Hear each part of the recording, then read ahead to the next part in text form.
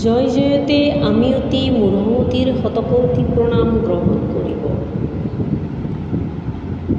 মোৰ নাম পূৰ্ণিমা কলিতা, ঘৰ পাঠশালা বজালী অসম। কৰ্মসূত্ৰে এগৰাকী শিক্ষয়িত্ৰী, ৰাষ্ট্ৰীয় মানৱ অধিকাৰ পৰিষদ বৰপেটা জিলাৰ তালুকা কৃষ্ণগুৰু সেৱাশ্ৰমৰ সেৱিকা, লগতে গৱেষণাৰ ছাত্ৰী। আধ্যাত্মিক দৃষ্টিত চাবলৈ গ'লে আমি পৰম ব্ৰহ্মৰ এক অংশস্বৰূপ। আমাৰ কোনো জাতি নাই, গোষ্ঠী নাই, আমি মাথো এক ঈশ্বৰদাৰ আত্মাই।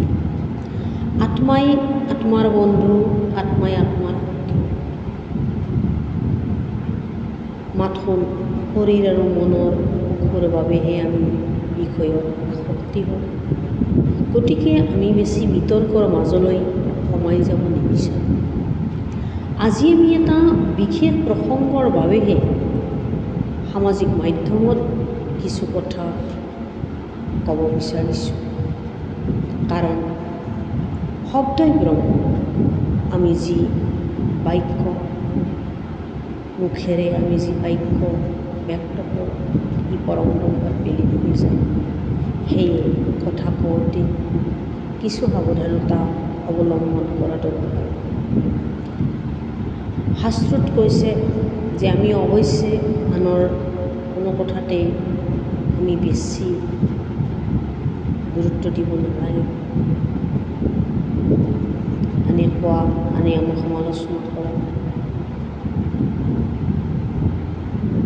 কথাটো কৈছে যে গ্ৰাম্য কথা বিনা কোনো উত্তম শ্লোকৰ কোনো প্ৰসংগই সাধুৰ অসংগত।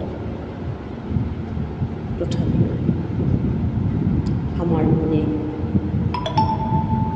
নামানে।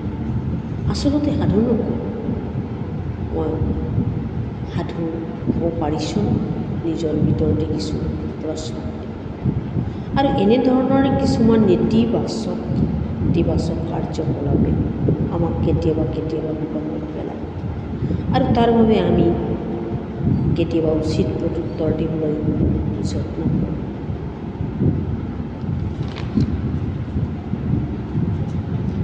সেয়ে মই কি কাৰণে আজি এই কথাখিনি ব্যক্ত কৰিব লগা হ'ল, সেইটো এটা বিশেষ প্ৰসংগ। আৰু এই প্ৰসংগটো মই ইয়াত উত্থাপন কৰিব বিচাৰিছোঁ। আজি কেইবাদিন ধৰি সামাজিক মাধ্যমত, ফেচবুকতেই হওক বা ইনষ্টাগ্ৰামতে হওক, একাংশ মানুহে এটা বিষয়ৰ ওপৰত বহুলভাৱে চৰ্চা কৰি আছে। কেইটামান মোৰ হাততো তেনেকুৱা পোষ্ট আছে। সেই বিষয়টো হৈছে বৰপেটাৰ নসত্ৰ সেৱাশ্ৰমৰ প্ৰেমানন্দ প্ৰভুজনাৰ লৈ। তেওঁ বিদেশ ভ্ৰমণ কৰিব গৈছিল, পেৰিছ, ইটালী, ছুইজাৰলেণ্ড আদি ঠাইলৈ। আৰু তাত থকা সময়ত তেওঁ কি পিন্ধিছে, কি খাইছে, কি কৰিছে, এই আটাই একাংশ মানুহক দৃষ্টিগোচৰ কৰাইছে।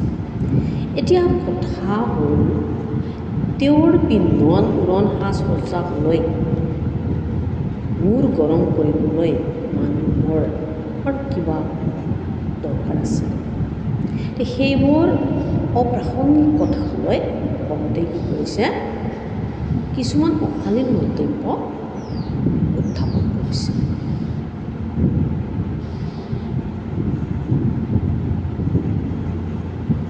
এইটো এটা বিবেচনাৰ কথা হৈছেনে বাৰু? আচলতে সেইবোৰৰ কোনো গূঢ়াৰ্থই নাই। পোচাক মানুহৰ প্ৰকৃত চিনাকি নহয়, চিনাকি হয় মানুহৰ ব্যক্তি।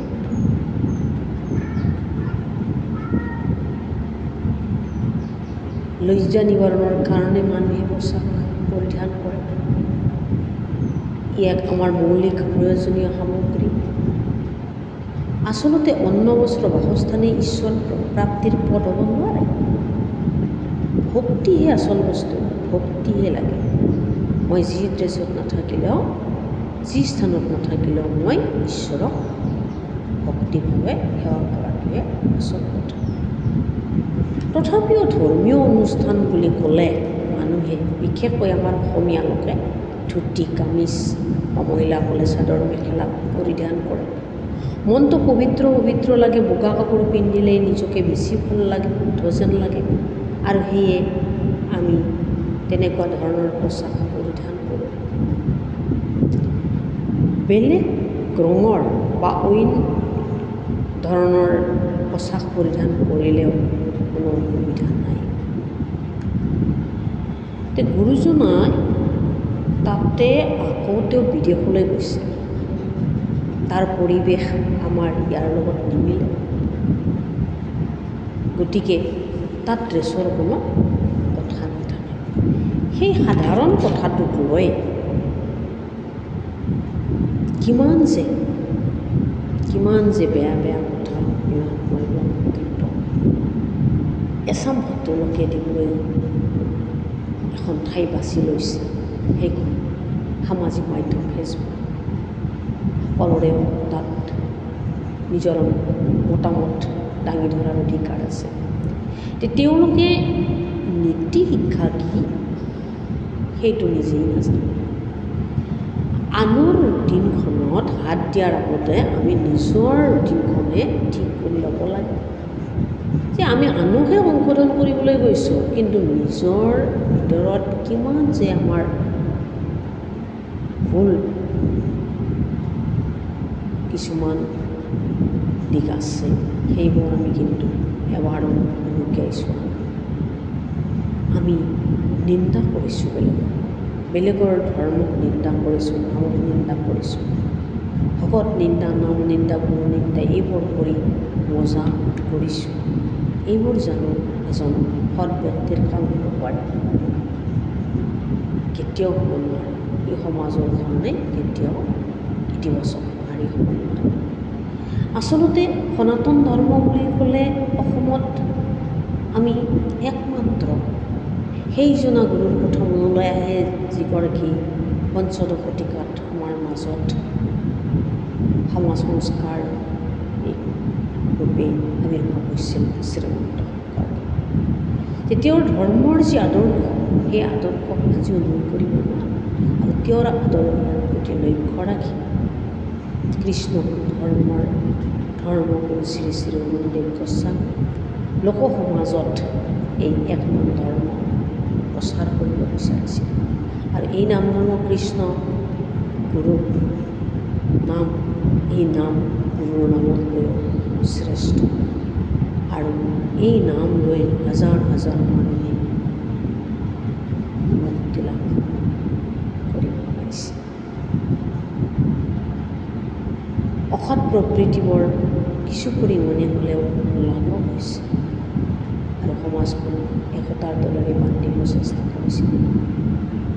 আৰু তেওঁৰ মৃত্যুৰ পিছত তেওঁৰ পুত্ৰ প্ৰেমানন্দ প্ৰভু, যিজন সৰুৰে পৰা পিতৃ আদৰত ডাঙৰ দীঘল হৈছিল, তেওঁ শান্তিৰ বাতাৱৰণ কঢ়িয়াবলৈ চেষ্টা কৰিছিল ভকত সমাজৰ মাজত থাকি।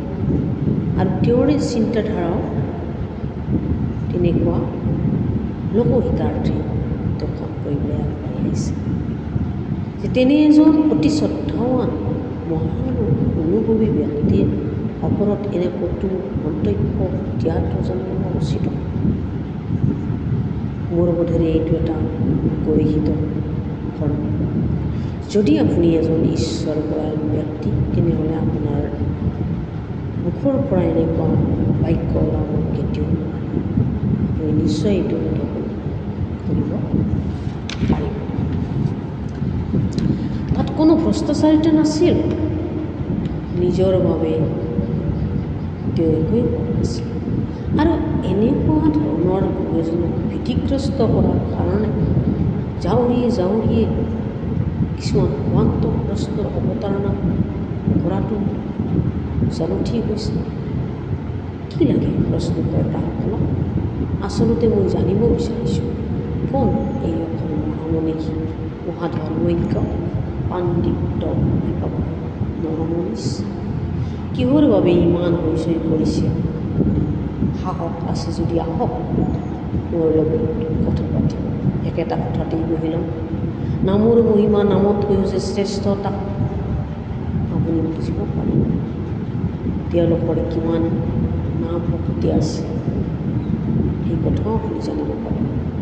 যিজনা ব্যক্তিক মই লগ পাইছিলোঁ 1984 চনত, আৰু সেইজন নৱতৰ গুৰু আছিল শ্ৰী শ্ৰী অৰবিন্দ গোস্বামী। মই মানি লৈছোঁ কেতিয়াবা হয়তো সামূহিক পৰিস্থিতিয়ে মানুহক বিপথগামী কৰে। তেওঁ হয়তো ভুল সিদ্ধান্ত ল'ব পাৰি কেতিয়াবা, স্বভাৱেই হওক বা অভাৱেই হওক, কিন্তু সেই একেটাই চৰিত্ৰ সদায় একেদৰেই নাথাকে। গতিকে এনেকুৱা সময়ত সেই ব্যক্তিজনৰ কথা আজি কিয় পুনৰুক্তি কৰিব লগা হৈছে? গুৰুৱে কি জোকৰ লগাইছে তেওঁলোকক, যাৰ বাবে ইমান কটু মন্তব্য? আজি হাজাৰ হাজাৰ মানুহ কৃষ্ণ গৃহাশ্ৰমক স্থাপনে পেটৰ ভাত ওলোৱাৰ কাৰণে চেষ্টা কৰিছে, নৈতিক আদৰ্শৰে শিক্ষা দি মানুহ পঢ়াবলৈ চেষ্টা কৰিছে, আৰু এনেকুৱা এটা মহৎ উদ্দেশ্য আগত ৰাখি তেওঁলোকে আগবাঢ়িছে, আৰু একাংশ লোকে নেতিবাচক চিন্তাৰে বিষাক্ত কৰিব খুজিছে সামাজিক মাধ্যম। তেওঁলোকক জানো আমি ক্ষমা কৰিব পাৰিম? এনেকুৱা ব্যক্তি হ'লে নিশ্চয় সমাজৰ অমংগলে। হয়তো কাৰোবাৰ কিবা ব্যক্তিগত শত্ৰুতা থাকিব পাৰে, সেইটো মই নাজানো, নহ'লে কিবা ঐক্যতা, যাৰ বাবে এনে ক্ষুদ্ৰ ক্ষুদ্ৰ চিন্তাত পতিত হ'ব পাৰিছে। আনক সমালোচনা কৰাৰ আগতে এবাৰ নিজক সমালোচনা কৰকচোন। আপোনালোকে প্ৰকৃত গুণৰ অধিকাৰী হ'ব পাৰিব। মই সেইসকলক উদ্দেশ্যি কৰিছোঁ, আপোনালোকে আনক নিন্দা কৰাটো যদি উদ্দেশ্য হয়, তেনেহ'লে এই অধিকাৰ আপোনালোকে ক'ত পালে? কোনে দিছে? মানৱ অধিকাৰ কি আপোনালোকে জানে? কি শিক্ষা আছে আপোনালোকৰ?